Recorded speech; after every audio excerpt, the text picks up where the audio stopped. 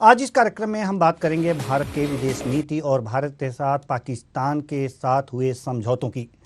भारत हर मसले पर पश्चिमी देशों के साथ नहीं चल सकता है। भारत की स्वतंत्र विदेश नीति है, हम उसके अनुसार अपने हित देखकर चलते हैं। यह बात विदेश मंत्री एस जयशंकर ने एक कार्यक्रम में कही है। जयशंकर ने कहा है कि कुछ मसलों पर हमारे विचार अलग हैं और पश्चिमी देशों के अलग। वे अपने विचारों के साथ कार्य कर रहे हैं और हम अपने विचारों के साथ। विदेश मंत्री ने यह बात पाकिस्तान के संबंध में कही है, जो दशकों से आतंकवाद को प्रश्रय देने की नीति पर चल रहा है और भारत में अशांति पैदा कर रहा है, लेकिन पश्चिमी देश उसके खिलाफ प्रभावी कार्रवाई से हमेशा परहेज करते आए हैं। अब आइए जानते हैं कि वास्तव में अब भारत की विदेश नीति क्या है। स्वतंत्रता के 75वें वर्ष के साथ देश में इंडिया फर्स्ट की विदेश नीति को अभिव्यक्त करने का बृहत आत्मविश्वास और आशावाद मौजूद है। भारत अपने लिए स्वयं निर्णय लेता है और इसकी स्वतंत्र विदेश नीति किसी भयादोहन या दबाव के अधीन नहीं लाई जा सकती, जिसका जिक्र अभी थोड़ी देर पहले हमने किया है। विश्व की लगभग 1/5 आबादी के साथ भारत को अपना स्वयं का पक्ष चुनने और अपने हितों को ध्यान में रखने का अधिकार है। यह निश्चित रूप से अंतर्राष्ट्रीय संबंधों का एक मूल तत्व है कि राष्ट्रीय हित सर्वोपरि है और भारत ने भी अन्य देशों की तरह विदेशी एवं राष्ट्रीय सुरक्षा नीति के अनुपालन में अपने हितों पर बल दिया है। आपको बताएं कि अगर यथार्थवादी कूटनीति की बात की जाए, यथार्थवादी कूटनीति की बात अगर जो करें तो आज भारत यथार्थवादी कूटनीति की नीति पर कार्य कर रहा है। आज के आत्मविश्वास से परिपूर्ण भारत के पास वैश्विक फलक पर अपनी नई आवाज़ है, जिसकी जड़ें घरेलू वास्तविकताओं एवं सभ्यतागत लोकाचार्य में निहित होने के साथ ही स्वयं के प्रमुख हितों की खोज में गहराई से जमी है। जैसा कि भारतीय विदेश मंत्री ने रायसीना डायलॉग में टिप्पणी की थी कि विश्व को खुश करने की कोशिश करने के बजाय हम कौन हैं के आधार पर विश्व से संलग्न होना बेहतर है। भारत अपनी पहचान और प्राथमिकताओं को लेकर पर्याप्त आत्मविश्वास रखता है। दुनिया भारत के साथ भारत की शर्तों पर संलग्न होगी। अब आपको बताएं कि जो भारत है वो शक्ति संतुलन को लेकर भी चल रहा है। आगे किस तरह से चल रहा है आपको बता रहे हैं। भारत शक्ति संतुलन की बात करें तो चीन की बेल्ट एंड रोड पहल को वर्ष 2014 में ही चुनौती देने वाली एकमात्र वैश्विक शक्ति होने से लेकर एक मजबूत सैन्य कार्रवाई के साथ चीनी सैन्य आक्रमण का जवाब देने वाले देश के रूप में भारत ने दृढ़ता का परिचय दिया। दूसरी ओर भारत ने किसी औपचारिक गठबंधन में शामिल हुए बिना ही भारत अमेरिका के साथ एक कार्यकरण संबंध का विकास किया है और घरेलू क्षमताओं के निर्माण के लिए पश्चिमी देशों से संलग्नता बढ़ाई है। भारत संलग्नता में अत्यंत व्यवहारिक रहा है और शक्ति के मौजूदा संतुलन का उपयोग अपने लाभ के लिए करने की इच्छा रखता है। और इस तरह से आपको बताएं कि शक्ति संतुलन की बात जो है यह बहुत ही महत्वपूर्ण है। अगर जो दो ध्रुवीय व्यवस्था है और उसमें शक्ति संतुलन को बनाए रखते हुए अगर आगे बढ़ना है और अपने को प्रेजेंट करना है तो भारत उसमें कितना सक्षम हुआ है और कितना आगे बढ़ा है, इसी पर हम राय जानना चाहेंगे अपने विदेश मामलों के जानकार गुलरेज शेख जी से। हमारा बहुत बहुत स्वागत है आपका हमारे इस कार्यक्रम में गुलरेज शेख जी। हम जानते हैं कि गुटनिरपेक्षता की नीति के साथ भारत आगे बढ़ रहा है, लेकिन इस मार्ग पर चलने से कठिनाइयां क्या आ रही हैं और उनका सामना भारत कैसे कर रहा है? जी देखिए देवन जी, सबसे पहली बात तो ये है कि गुटनिरपेक्ष है भारत शुरू से रहा है, लेकिन जिसको कहते हैं नॉन अलाइंड रहा है। मैं गुटनिरपेक्ष शब्द की जगह उपयोग करूंगा, नॉन अलाइंड था। लेकिन अब भारत जो है, मोदी जी के नेतृत्व वाला भारत जो है वो नॉन अलाइंड से बढ़कर ऑल अलाइंड है और उस ऑल अलाइंड में हम इस प्रकार के अलाइनमेंट कर रहे हैं कि जिससे हमारा राष्ट्रहित सर्वोपरि हो। सबसे बड़ा उदाहरण जो है अभी रशिया से ऑयल खरीदना। पूरा पश्चिमी जगत चाहता था कि हम रूस से ऑयल नहीं खरीदे, लेकिन भारत का जो हित था उसमें था।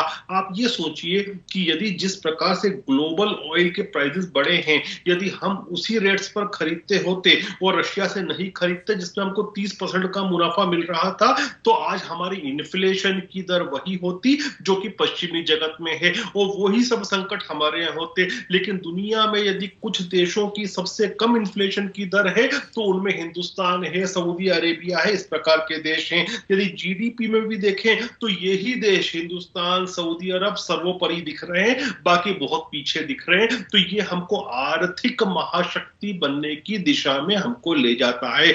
जहां तक आप और भी हमारी गुट निरपेक्षता या कहते हैं ऑल अलाइंड, नॉन अलाइंड से बढ़कर ऑल अलाइंड जो हमारी नीति है उसको देखना हो तो हम क्वाड में भी हैं, हम ब्रिक्स में भी हैं, हम शंघाई कोऑपरेशन ऑर्गेनाइजेशन मतलब एससीओ में भी हैं और अगले एससीओ की बैठक भी हमारे यहाँ होने वाली है। G20 की सदारत भी आज हिंदुस्तान कर रहा है। तो हम ये बात सही है कि कहीं ना कहीं हम टाइट रोप वॉक करते हैं, लेकिन टाइट रोप वॉक करने के साथ साथ हम अपनी जो फ्री फॉरेन पॉलिसी है उसको भी बरकरार रखे हैं। चीन के साथ हम एससीओ में हैं, चीन के साथ हम ब्रिक्स में हैं, लेकिन चीन को लाल आंख भी दिखाते हैं। और दुनिया हमको आज जो इज्जत दे रही है, क्यों दे रही है? क्योंकि गलवान में हमने जिस प्रकार से चीन को लाल आंख दिखाई, जिस प्रकार से डोकलाम में हमने चीन का विरोध किया, और आज चीन के खिलाफ कोई महाशक्ति खड़ी है वास्तव में तो वो हिंदुस्तान है। लेकिन चीन के साथ हमारे कॉन्फ्लिक्ट भी हैं, हमारा कॉपरेशन भी है। ये दर्शाता है कि भारत आज कितना शक्तिशाली है। और मैं बार बार कहता हूं कि यूरोप में पहले कहता था, जब S-400 का मामला आया था और अमेरिका की तरफ से ये बात आ रही थी कि हम आप पर प्रतिबंध लगाएंगे, सैंक्शन लगाएंगे, मैं तब भी बार बार ये कह रहा था कि आज का हिंदुस्तान सैंक्शन प्रूफ है, क्योंकि इन लोगों को हमारी ज्यादा आवश्यकता है बनिस्बत की अमेरिका की हमको हो। तो हम मल्टी अलाइनमेंट, ऑल अलाइनमेंट के सिद्धांत के साथ आगे बढ़ रहे हैं, जिसमें हमारा कॉन्फिडेंस दिखता है और हमारी विदेश नीति स्वतंत्र है। कोई उसको डायरेक्ट नहीं कर सकता, कोई डिक्टेट नहीं कर सकता। क्योंकि ये सबसे अच्छी बात है जी, ये सबसे अच्छी बात है जी। आप हमारे साथ बने रहिए। हम अपने दर्शकों को अपने विदेश नीति के बारे में कुछ और जानकारी देंगे, आप हमारे साथ बने रहिए। विश्व के साथ भारत की आर्थिक अन्योन्याश्रयता गहरी होती गई है। यह अपने उत्पादों, कच्चे माल के स्रोतों और इसके विस्तारित विदेशी सहायता से संभावित प्राप्तकर्ताओं के लिए बाजारों के प्रति अधिक चौकस हो गया है। चतुर्भुज सुरक्षा वार्ता, क्वाड से लेकर ब्रिक्स तक, जैसा कि अभी हमारे एक्सपर्ट ने बताया, उसकी बात कर रहे हैं कि भारत कई समूहों की सदस्यता रखता है। प्रायः इसे पुरानी शैली की संलग्नता के रूप में देखा जाता है। हालांकि भारत अपनी प्राथमिकताओं को अधिक प्रत्यक्ष तरीके से अभिव्यक्त और प्रोत्साहित करने में लगा हुआ है। अगर जो बात करें इंटरफेरेंस की, यानी कि हस्तक्षेप की, तो हस्तक्षेप की बात अगर जो करें तो भारत अन्य देशों के आंतरिक मामलों में अनुचित हस्तक्षेप में विश्वास नहीं करता। हालांकि यदि किसी देश द्वारा किए गए किसी सायास या निष्प्रयास कार्यकरण में भारत के राष्ट्रीय हितों को प्रभावित करने की क्षमता है, तो भारत त्वरित और समयबद्ध हस्तक्षेप करने में संकोच भी नहीं करता। इसका सीधा उदाहरण यह है कि जो एयर स्ट्राइक हुआ था पाकिस्तान के साथ, तो भारत ने ये अपनी विदेश नीति के अनुरूप काम किया और एयर स्ट्राइक किया। आपको बताएं कि अगर जो भारतीय विदेश नीति में नैतिकता भी है, भारत की नीति में अपने नैतिक पहलू पर भी बल देता है। 29 अप्रैल 1954 को हस्ताक्षरित चीन के तिब्बत क्षेत्र और भारत के बीच व्यापार समझौते में पहली बार व्यवहारिक रूप से पंचशील के सिद्धांतों को अपनाया गया था, जो बाद में विश्व स्तर पर अंतर्राष्ट्रीय संबंधों के लिए आचरण के आधार के रूप में विकसित हुआ। पंचशील अर्थात भारतीय विदेश नीति के 5 नैतिक पहलू हैं, जिन्हें हम ग्राफिक्स के माध्यम से जानते हैं। नैतिक विदेश नीति के 5 सिद्धांत: एक दूसरे की क्षेत्रीय अखंडता और संप्रभुता के लिए परस्पर सम्मान, परस्पर गैर आक्रामकता, परस्पर गैर हस्तक्षेप, समानता और पारस्परिक लाभ, शांतिपूर्ण सह अस्तित्व।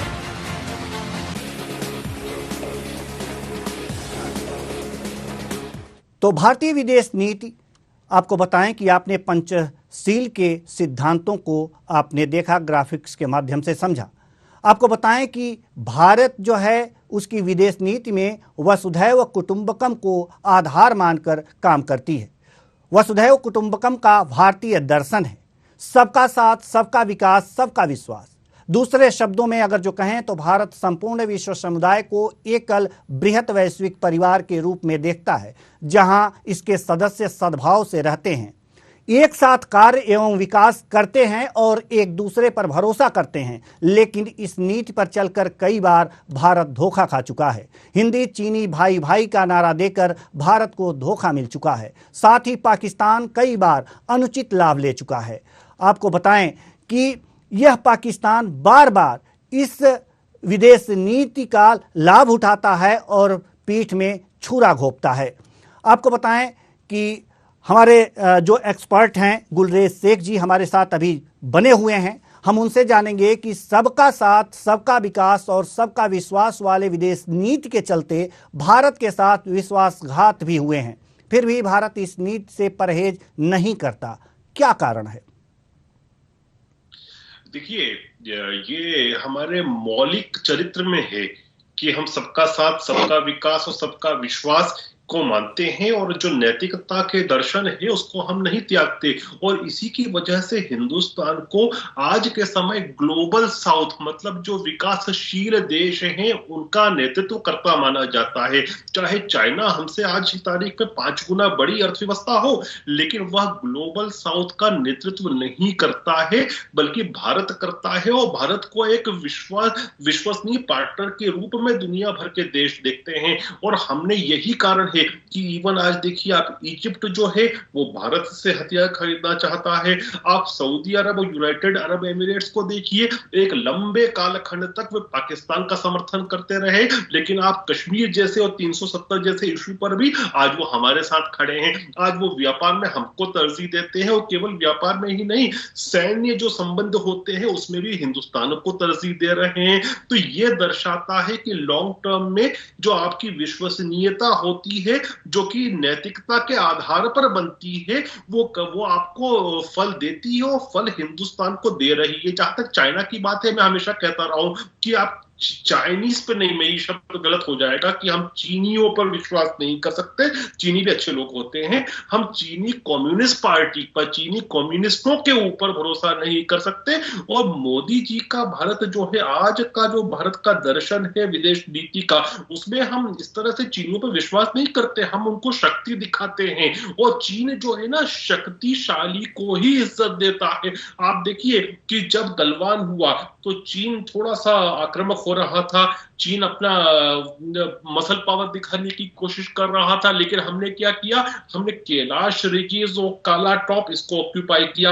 और जब मोल्डो गैरिसन हमारी बिल्कुल जद में था, हमारी तोपों के, तब चीन ने अपने स्वरों को नरम कर लिया। तो मैं बार बार कहता हूं कि चीन के साथ हमारा कॉन्फ्लिक्ट और कॉपरेशन दोनों चलेगा। जो लोग कहते हैं कि नहीं कॉपरेशन नहीं करो, केवल कॉन्फ्लिक्ट करो, वो भी गलत दिशा है। ये कूटनीति गलत होगी, क्योंकि चीन के साथ जो व्यापारिक संबंध और व्यापारिक निर्भरता पूरी दुनिया की बनी है, वो 4 दशक में बनी है, वो 4 महीने में खत्म नहीं हो सकती। इसलिए कॉपरेशन भी करो, कॉन्फ्लिक्ट भी होती रहेगी और कॉपरेशन भी चलता रहेगा। लेकिन नैतिकता की जो विदेश नीति है वो भारत को फल दे रही है और देगी लॉन्ग टर्म में भी। जी, बहुत बहुत धन्यवाद आपका इस तमाम जानकारी के लिए और हमारे साथ जुड़ने के लिए। तो ये थे हमारे एक्सपर्ट, विदेशी मामलों के जानकार।